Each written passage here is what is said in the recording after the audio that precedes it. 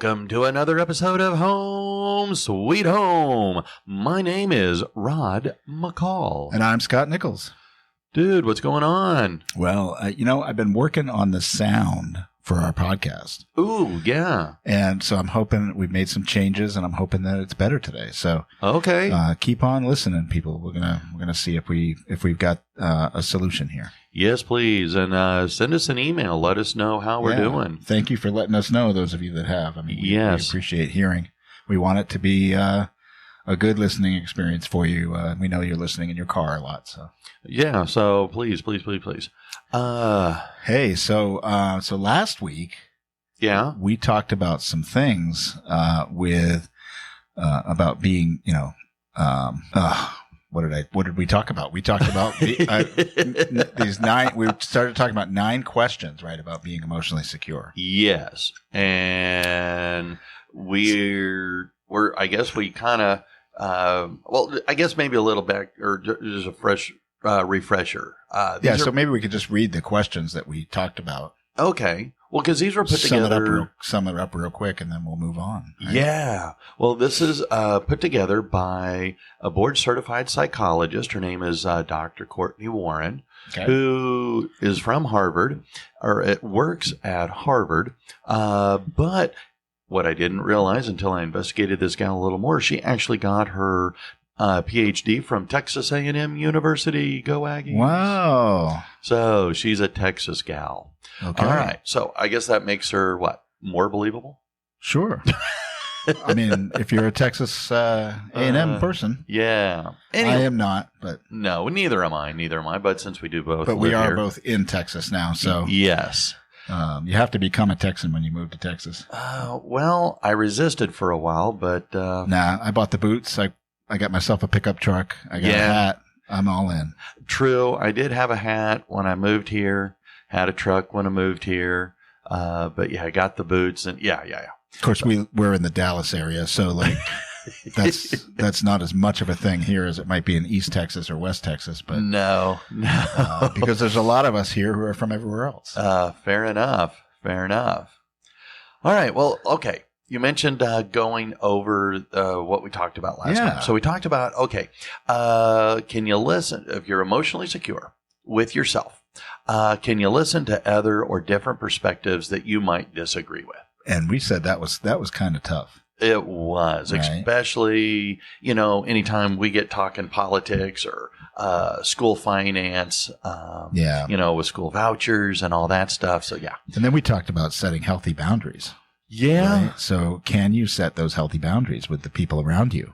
True. At work, at home, friends, all those people, right? And which we said was difficult as well. Oh, yeah. But if you can, all right, you're going to do better all the way around.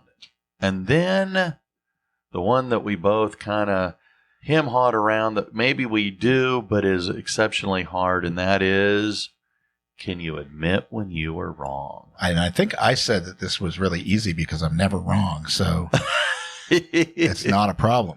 But I guess that means I have a problem. Well, I was married to a gal who swore she never made mistakes. Right.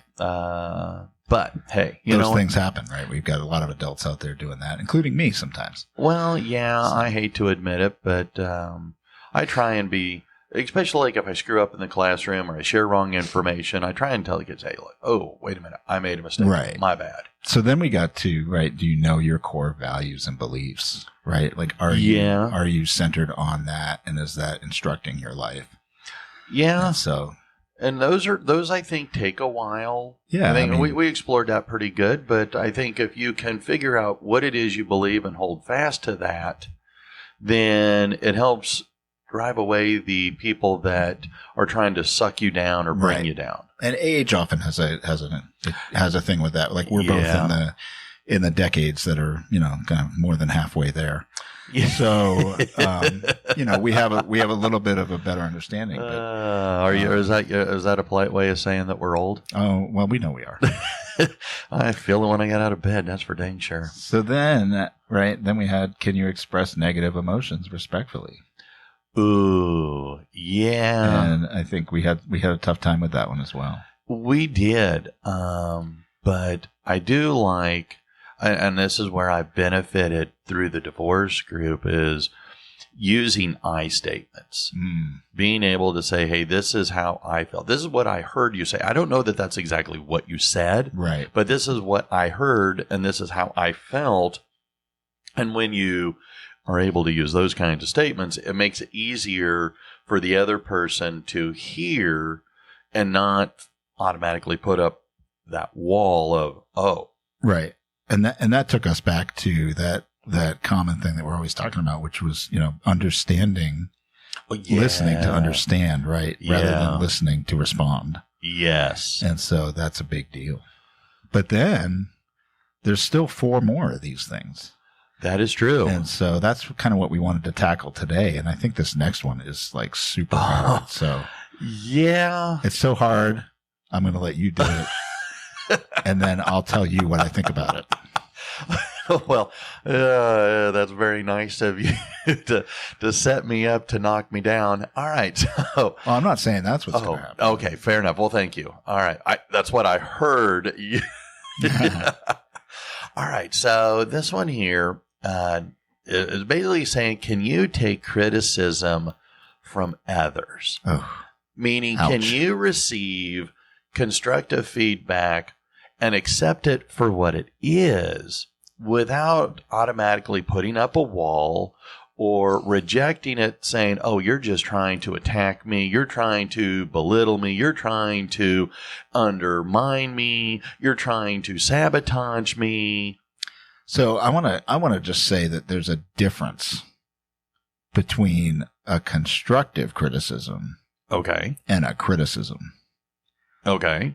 Right. Do tell. Like, if you were to tell me that I was super fat and I need to lose weight, that's not a very constructive criticism, right? Like the way you're saying it wouldn't be constructive. It's a negative, all kinds of negative connotation, right?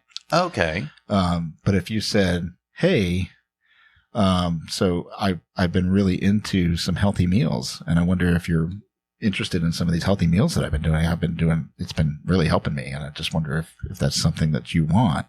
Yeah. Because I noticed you've been saying that you were having some trouble with weight loss. Right. Okay. That's a different discussion instead of just like, hey, you're fat. Okay. Right. Okay. And I think that this plays out a lot on social media. Yeah. Right. Particularly with females a lot. Okay. And that's troublesome to me. But we don't have to take the bad criticism. Okay. Right. We don't have to accept that. Okay. But we should accept constructive feedback. So you're here at work. Okay. Maybe I did it wrong, but we had a guy who he's our diagnostician. Okay. And he works with talking with the kids, testing the kids, doing a lot of private consultation and work with them. Sure. Okay, so he takes the kid, and his office is a small little office, no windows. Door doesn't have any windows in it either. Mm-hmm. Anyway, he goes into this room. There's no one around, but it's him and a teenage girl, and he shuts the door. Mm-hmm. Now, I understand for privacy's sake, but I mentioned to him a day or two later, when I saw him, I said, hey, I'm not trying to be mean, or I'm not trying to tell you what to do. I said, I just know as a guy teacher who's been doing this for a while, it might not be the best to to go into a room with a teenage girl and shut the door where it's just you and her. Mm-hmm. I said, I know you got privacy issues and you're dealing with, testing and stuff like that. But I said, I just don't want, I would hate to see somebody get into trouble, because of some kind of false allegation. Right. And to be fair, it would be the other way around. Right. I mean, we've spent years in teaching, and I'm never in the room alone with a student of the opposite sex. With the door closed. With the door closed. It just never happens because I feel like that's an invitation to accusation. Not that I don't trust the student. Right. It's just a general rule. Yes. And so, yeah, I mean, I would take that. I mean, I hope that. But I think female teachers do the same thing, right? Like they don't want to be in a room with a male student alone either. Yeah. So, because you don't know, there's lots of stuff out there where people are accusing people of things all the time, and you want to protect yourself against. So I think that's a fair constructive criticism. Well, I hope it was taken. I don't know. I don't know the guy. He's new this year, so I don't know. But I mean, I think it is hard for any of us to take criticism, but I think you're right in the way that you broach the subject. Right. It is a good, and now that you're moving into administration, we got to do evaluations, and with those evaluations comes suggestions on what you can do better. And I think if they're new teachers, new to the district that you're in, or new to or whatever job you're in, if you're brand new to the job, all right, or new to the company, I think it's easier to take criticism. But if you're dealing with somebody that's been with the company for many years, been doing the job for many decades, I think that would make it hard to figure out, okay, how do you provide constructive criticism? So, yeah, I mean, I'm thinking that, if you're in a role at work or even as a parent at home, right, like taking a coaching role is always a great thing. Yeah. Right? Because people don't like to be told what to do. Mm-hmm. But coaches typically come alongside and nudge you in the right direction. Okay. And that's where I see constructive feedback. Okay. Let me just nudge you in the right direction. Okay. Well, I like to think that I can take constructive criticism. I think you do. But I know that it's hard, and I know that it has taken me a long time to feel comfortable in myself, to be able to go or to accept that, you know what, I can do better. Yeah. And I mean, I've seen you put up with me, at least one other person who does, says particular things. So okay, fair. Right. Okay. So I'll move on to another one. Okay. Right? Okay. So number 7 here that we were looking at is, do you continually strive to change and grow? Ooh. And so this is a good one. And this is one that's hit me lately. Okay. Right. And part of it's because I'm back in college doing a graduate program. But part of it is because for a long time, I just cruised. Right. Okay. I was just like, what I do it well. I can just do it, and I can whatever. Yeah. Right in my life, and it was just easy, but it wasn't fulfilling. Right. And so, and what I found is that as I jump back into like a graduate program, I'm researching things all the time. Yeah. And this year, I got myself a goal to read 24 books this year, so that's 2 a month. Wow. And currently it's, we're in September. And I'm about to be at 23. Oh my gosh. Right. So I'm 1 away from my year goal. Okay. And so I'm hoping I may actually make it to 30. Good grief. And boy, have I learned a lot of stuff. Okay. Not just like empirical data, but like things about me. Things about me having to do with finances, because I read a lot of economics books. Things about me having to do with, right now I'm reading a book about anxiety. Okay. Which I didn't think I actually had. But as I learn about anxiety, maybe I have a little bit of it. Okay. And so I'm kind of understanding it better. Things about use of social media, things about use of digital devices in general, stuff about history. Yeah. And I read a whole book on Lewis and Clark, so I get a better understanding of the historical perspective of where we're at, because that's part of my job too. True. And so, like, I've read this wide variety. There's been leadership books, and I feel like I'm just learning a ton of stuff. And so that's really helped me.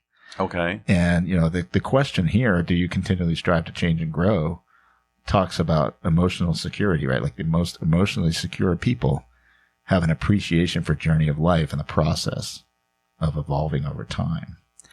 And I feel like I'm a better person today than I was 6 months ago. Okay. And I'm more emotionally secure today than I was 6 months ago. Okay. Because I've got like a new appreciation for things. I'm learning something new all the time. And I love it. I agree with you. I mean, you're I've on noticed the tail end of your graduate program. Yes. And we've talked a lot during that time about your stuff. Oh, absolutely. And okay. Speaking of, books, I read one by Viktor Frankl, Finding Your Meaning. Yeah. And this is a guy that's, he was a psychiatrist that was put in Auschwitz. Right. And survived. And he talked about, people that can have a reason why. Right. Are able to do much better in life. When you lose your reason why, or you lose your sense of direction for your life, that's usually when you give up. Right. That's usually when things go south. I read another one on why zebras don't get ulcers. And it was talking about, stress and anxiety that we all have. Right. So I agree with you, and I thoroughly love, and I'm with you. I've always strived to read more. Right. And I love to read. I have not. Oh, right? really? I mean, I said the other day, I was telling my wife about this. We were talking about this, and I said, people need to read more. And she goes, well, you didn't used to read. And I'm like, you're right. I didn't. I'm just saying. Really? That's my experience, is that I feel good. Mm-hmm. And part of that's, losing weight and all those things. Mm-hmm. But like, I feel like the learning that I'm doing from reading is actually like making me feel better and want to do the weight loss thing more. I mean, and the other day I crossed my goal. I'm down 61 pounds in a year. Fantastic. So I got down 61 pounds. I've read 23 books almost.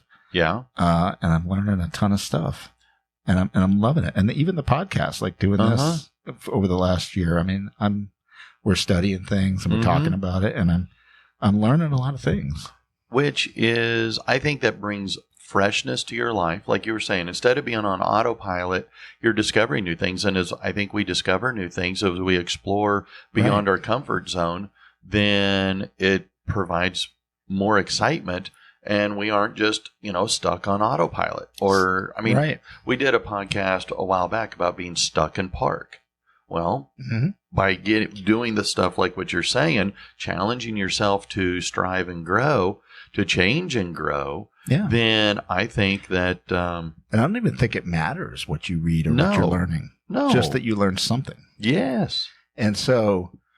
I think that's important. Like, we look at social media, and our entire job, like our profession that we currently have, has us diving into politics. Yes. Right. And I mean, I teach economics too, but that's just policy. Yeah. Right. That's what we're looking at. So it's still politics. Mm-hmm. And so, I mean, I could be super depressed. Yeah. Right. If I just dove into politics all day and played the keyboard warrior thing on social media. But I can put that aside and just be like, I want to learn something else. And that's fun. And it helps me understand the politics better too. If you understand the history behind what's going on, you understand that what's going on has already happened before. We've survived it before. We will survive this. It's not the end of days like some like to profess. Right. And no matter what happens, we'll make it through, and life goes on. And you learn things even along the way that, open your mind up to some things and just realize that, both candidates are lying. Both parties are lying. Nobody's telling you the complete truth. No. And so it's okay, right? Like you're going to pick somebody to vote for, and that's fine. But like, if I'm learning other things, I'm a better person. I'm a better person in my community. My community is better for me being there. Yes. That's what's important, right? Couldn't agree. So. All right. Well, then here's the next one. Can you stop yourself from reacting impulsively? What do you mean? Well, all right. I walk through the store and they have those end caps. Yeah. Whatever's on it, I grab it. Okay. Well, I think that's not what they're talking about. Okay. So go ahead and pick your stuff. But those are there for impulsive buyers. Oh, that's why they're, little kids are always screaming, "Mommy, mommy, mommy." But yeah, that might not be the reaction they're looking for. No. In this case, I think they're talking about, somebody says something, and I think this goes back to one we talked to, or, one of the other ones about constructive criticism. When somebody says something, how do you react? Does that wall automatically go up and you automatically deny? Do you automatically respond negatively? Right. And I think that's what they're saying here. And I will admit that too often I react impulsively. I have a class that they are mute. I got 28 kids and teenagers that don't want to talk. Oh, that's amazing, right? You would think 28 in the classroom, you could get at least a dozen. All right, 2 or 3 maybe not talking is one thing, but the whole class. I mean, right. I get on them. I'm going, come on. I get more response out of the city morgue than I do from you guys. Wow. And they kind of, I don't get it. Now, I just want to say, I don't think you've actually been to the city morgue, but. No, but I've been to a cemetery. Okay. And there's more liveliness in a cemetery than this class. Wow. But I sometimes I got to remember, look, when they're not talking, you know what to do. You know how to get them to talk. Stop just reacting and pivot and try something that works. And so when I do, then it's kind of like, okay, now we're back. Now we're getting the conversation and discussion and the learning that I'm looking for. It's awesome. I mean, I used to do this with Eric's mother. She would come at me with both barrels, and my wall would go up, and my defenses would spring into action. Mm-hmm. And I wouldn't listen because they're probably in that challenge was something of validity. Right. I mean, Sherry does that sometimes because I will admit that there are times where I am excessively lazy, not just normal lazy, but I just don't want to do it. Sure.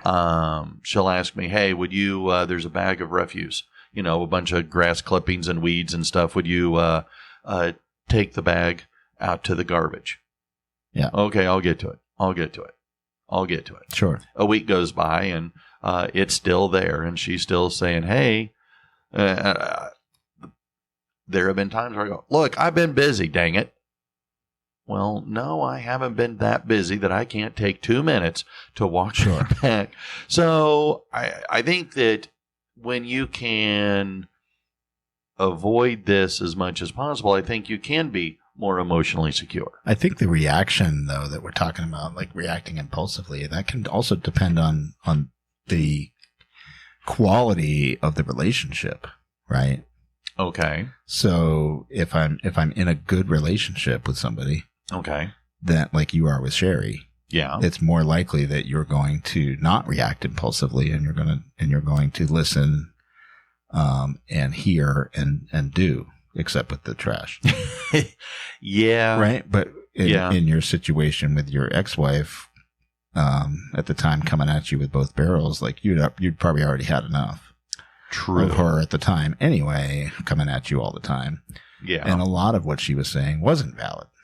No, that's true. So I think, I think the relationship, like if it's a good, secure relationship. Yeah. Then it's easier to not react impulsively and to listen and sit on it and take whatever criticism or whatever they're saying and take it to heart.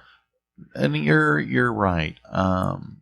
I think that there's just days, and I think it's okay if you do have days that or moments where you kind of forget and you do that knee-jerk response. Sure. But the question I think maybe this is, and I'm just speculating here, how often do you do it? It's not that you do it. How often? Well, I mean, and can you stop yourself? Oh, that's true. Right. So can I, just before I do it, can I stop myself? Yeah. Right. There was a funny thing. We don't usually talk politics, but there was a funny thing from the debate where Kamala Harris almost said something. Oh, she yes. stopped herself. Yes, right? there's Can been you a bunch. stop yourself? Yes, there's been some memes on social media about that. Makes you wonder what she would have said. Right. So would you have to bleep that out? maybe. I don't know. She definitely had a different opinion. Right. All right. So that brings us, I guess, then to the final check to see just how emotionally secure you are. And that is, can you trust that you're going to be okay no matter what challenges come your direction? Wow. See, that one's tough, right? Because you have no idea. I mean, we've seen things happening across the country to other people that, I don't know how I would deal with it. Like, what if you had a family member that died suddenly, tragically? What if you suddenly won the lottery, or suddenly all your money was stolen from a scam? Yeah. I mean, I think there's some extreme things that I don't know. I think that, but then there's other things. True. Having gone through a variety of disappointing challenges that came my way, I'm surprised you're even sane. Well, but here's the thing. At the moment shit happens, pardon my language, but when something horrific happens, or right. to you, in your world, in your life, it is extremely horrific. Getting fired from a job. Sure. Being arrested. Mm-hmm. Again, losing family members in tragic ways. Mm-hmm. Your ability, you're going, well, I don't know how I can handle that. If you can make it through the moment, and it's okay to lose your marbles, okay? Right. But I will say that when I got basically fired from my previous school district, I thought it was the end. And I thought, oh my Lord, because so much of my identity was tied up in being Mr. McCall, the teacher. Right. But once I got here, one school year later, mm-hmm. I discovered that this is a better place where I am at now, where you and I both work. And I have had more professional success here than I did in the previous two school districts combined. Sure. And so once, yes, that was horrible that, that they chose to push me out the door. Mm-hmm. But I'm glad they did, because I am in a much better place. Right. And I think that while I was super frustrated with going through the divorce, I'm in a much better place with a much better person. And so I think my interpretation of this is that while horrible things may happen to you, if you can make it through, what do they say? When one door closes, another opens. Sure. Well, a lot of times that other door that opens can potentially be a whole lot better. You just don't know that at the time. Right. But I think that as you get older, right, those things get easier because a lot more has happened. I mean, I've never had anything happen to me such as you have. Yeah. And most people haven't. But I have had, bad things happen, negative things happen in my life. And so the more of those that have happened, the more I'm just like, you know what? I've seen this before. Yeah. And I'm going to be able to get through it. Like, I'm going to be okay. It's going to be all right. I think the hardest part is maybe for young people to realize that whatever the situation is, I've heard kids say, well, my parents will kill me. Well, no, mom and dad Probably will not kill you. They might be disappointed. They might ground you. They might even yell at you. All right. But they aren't going to kill you. Right. And so if you can accept that, what you did was maybe not the best decision you made, but learn from it, then it'll be better. I mean, when I was a kid, believe it or not, today I'm a teacher. I teach upper level seniors. Yeah. I'm teaching college level courses. Yeah. I'm loving it. I'm studying for administration and all those things, right? But when I was a kid, I was suspended from school. I was in detentions. I had Saturday detentions. I was in trouble a lot and I wasn't the best student. Yeah. Right. And there were times I got in trouble and I thought that, you think that would be the end of the world. Uh-huh. And I've heard kids in my professional life say to me things like, I can't get a B, and they cry, and there's trouble, for whatever's happening. Their friend got mad at them, and it's a disaster. And in 10 years, they're going to be like, that was nothing. Yeah, right. Probably not even in 10 years. In 10 years after they graduate, they're going to be like, high school was nothing. For the most part, right? Like, that's not going to be like whatever happened to them there. They're like, those are silly things that I was upset about. And so we get the perspective because we move on and bad or worse things happen. And we're just like, oh, that other thing was no big deal. But it takes time. And I think that is something that it is hard for young people to appreciate that, hey, look, you're only 15, you're only 16, you're only whatever. And it's hard to put that perspective. But if you can get it is, but we still need to keep encouraging them that this really isn't the end of the world. No, it's a tragedy. Going to be fine. And maybe even in 2 weeks, you're going to be like, that's not a thing. Yes. So anyway, I think that that's where our job as adults, our job as parents, is to help our children come to this realization. And because here's the thing, and I'm going to kind of quote this Dr. Warren, being an emotionally secure person not only boosts your mental health, but it gives you the confidence to try new things, to express yourself freely without fear of rejection. Right. And the more secure we feel in our skin, the more freedom we have to enjoy our lives while building meaningful and authentic relationships. Right. So I feel like kind of wrapping this up, because this is 2 episodes. That's true, yeah. We did 5 questions in one and 4 here. And, the title of this article says, if you say yes to any of these 9 things, then you're more emotionally secure than most people. So, this is a good thing. Like if you can check off one of these as I'm good with that one. Yeah. Then you're on your way, right? And you can just pick another one. Yes. And if you can just get better with one more, then you're really moving forward towards that real emotional security that most people don't have. And if you can be, maybe we can get other people we can share this and more folks can discover that they themselves can be more emotionally secure. Absolutely. Well, then I guess we'll let the people off and do their job. All right. Well, then I guess until next time, I'm Rod. I'm Scott. Bye. Bye-bye.